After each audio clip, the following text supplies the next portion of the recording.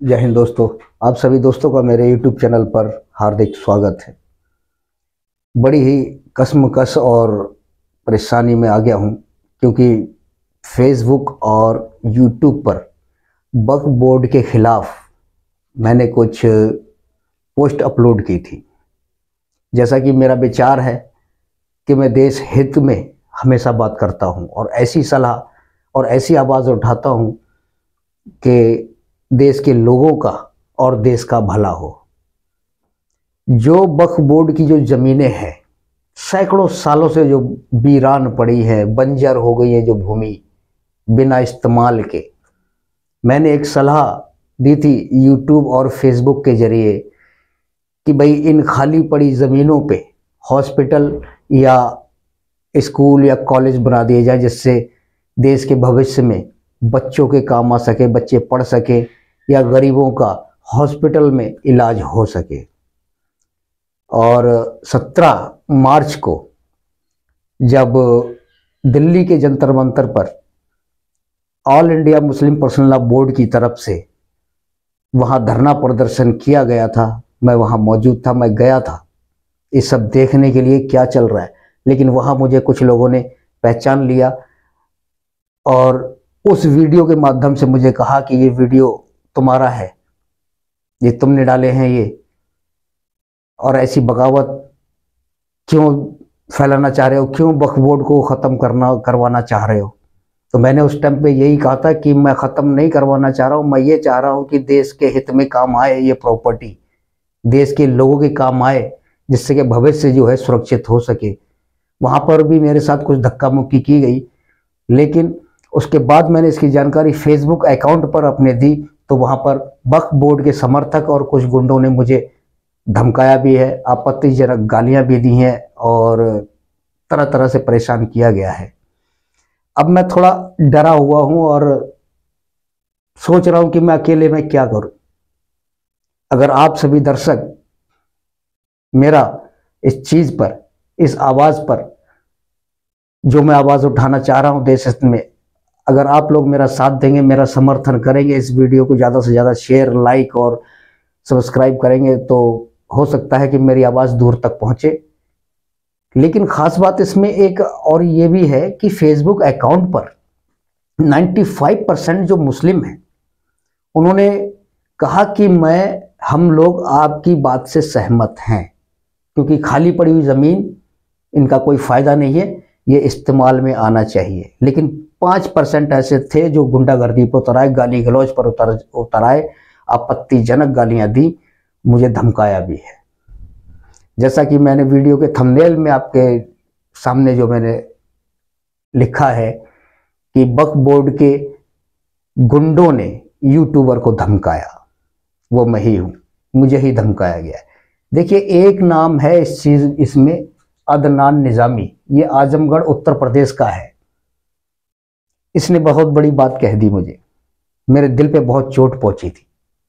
मैं एक अफसोस में पड़ गया कि शायद ये बंदा सही कह रहा है और ऊपर वाले ने मुझे ऐसा क्या कर दिया, जो कौन से मैंने ऐसे गुनाह कर दिए जो आज ये बंदा बोल रहा है, कि मैं खुद अपनी हालत पे मुझे अफसोस आने लगा। इसने जो बोला मैं आपको वीडियो के थोड़ा बाद में बताऊंगा, लेकिन एक है बंगाली, इसने बहुत ज्यादा आपत्तिजनक बात की थी और एक कमेंट में इसने ये कहा था कि ये जमीन वक्फ बोर्ड की है जो तुम्हारे बाप की नहीं है, गालियों के साथ। लेकिन मैंने उसके कमेंट का कोई रिप्लाई नहीं किया। लेकिन कुछ घंटों के बाद जब मैंने देखा तो उसने वो अपना कमेंट उस पोस्ट से डिलीट कर दिया था। लेकिन इस बंदे का आज भी कमेंट मौजूद है। इस बंदे ने, इसके साथ साथ कई और भी लोग हैं जिन्होंने मुझे बहुत बुरी तरीके से धमकाया है। आज मेरी आवाज में वो कड़कपन नहीं है, बातचीत में, संबोधन में वो एक जो ताजगी होती थी वो आज मेरी बात में नहीं है। देखिए, ये बंगाली जो है ये तो डिलीट करके चला गया, लेकिन कुछ लोग जो है जो आज भी जमे हुए हैं, अदनान निजामी जो आजमगढ़ का है, इसने एक बात कही थी कि आप अपना घर बेच के स्कूल, कॉलेज और हॉस्पिटल बनवा दो और वक्फ बोर्ड की जमीन पर हाथ लगाने की या वक्फ बोर्ड के खिलाफ बोलने की जरूरत नहीं है। अगर ऐसा किया तो आपको इसका अंजाम भुगतना होगा। मैं तो सख्ते में आ गया, लेकिन मैं अपने ऊपर में ये सोचने लगा कि आखिर इसने मेरी दुखती नस को मेरे ऊपर हाथ रख दिया है, मेरी दुखती हुई मेरे जख्मों पे हाथ रख दिया है, क्योंकि उसे नहीं पता था कि मैं किस परिस्थिति में हूं, किस हालत में हूं। लेकिन उसने कहा कि घर बेच के ये सब कर दो।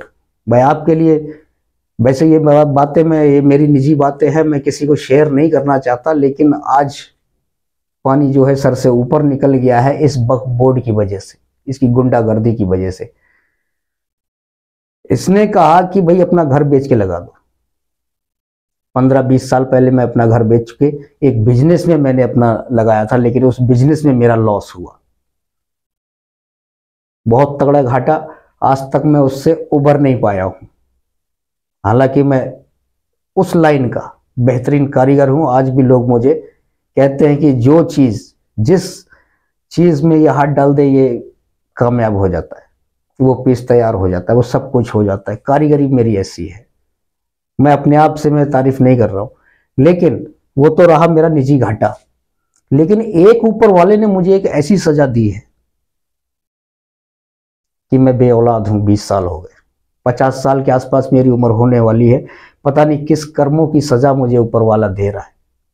ना मेरे पास घर है, ना मेरे पास औलाद है। आखिर मैं जीऊं तो जीऊं किसके लिए? बस एक यही है। मैं ये सोच में हूं कि अब मेरा बुढ़ापा आगे कैसे गुजरेगा, कौन सहारा बनेगा, कौन, जब मेरे हाथ पैर जब थक जाएंगे, चलना बंद हो जाएंगे, किसी के सहारे की जब जरूरत पड़ेगी, तब मुझे कौन सहारा देगा। आप लोगों से बस इतना ही कहना था कि मैं क्या कहूं इस वक्फ बोर्ड के बारे में। मुझे इससे कोई लेना देना नहीं था, इसकी गुंडागर्दी से कुछ लेना देना नहीं था। मैं तो ये चाह रहा था कि देश हित में कुछ काम हो, जिससे कि मुस्लिमों को बदनामी ना उठाना पड़ जाए। लेकिन ये लोग नहीं चाहते। ये यही चाहते हैं कि इनका मुंह काला हो, इनकी तरह तरह से इनको परेशान किया जाए। ठीक है भाई, जैसा ये चाहते हैं वैसा ही होगा, क्योंकि अकेला मैं कुछ नहीं कर सकता। आपका साथ चाहिए, मेरी आवाज को दूर तक पहुंचाए। ठीक है जी। मेरी इस हालत पर अगर आपको जरा सा भी मेरे क्या कहना, क्या शब्द मुझे नहीं मिल रहे हैं, आप समझदार लोग हैं, समझ सकते हैं। बस मैं ये चाहता हूं कि मेरा ये वीडियो दूर तक पहुंचाएं, सरकार तक पहुंचाएं। हो सकता है कि मुझे कुछ थोड़ा से प्रोडक्शन मिल जाए। ठीक है जी। इसी के साथ मैं अपना वीडियो यहीं समाप्त करता हूं। आपसे विनती करूंगा कि मेरे इस वीडियो को सब्सक्राइब कीजिए, चैनल को लाइक कीजिए, बेल आइकन को दबाना ना भूलें। ठीक है जी। जय हिंद।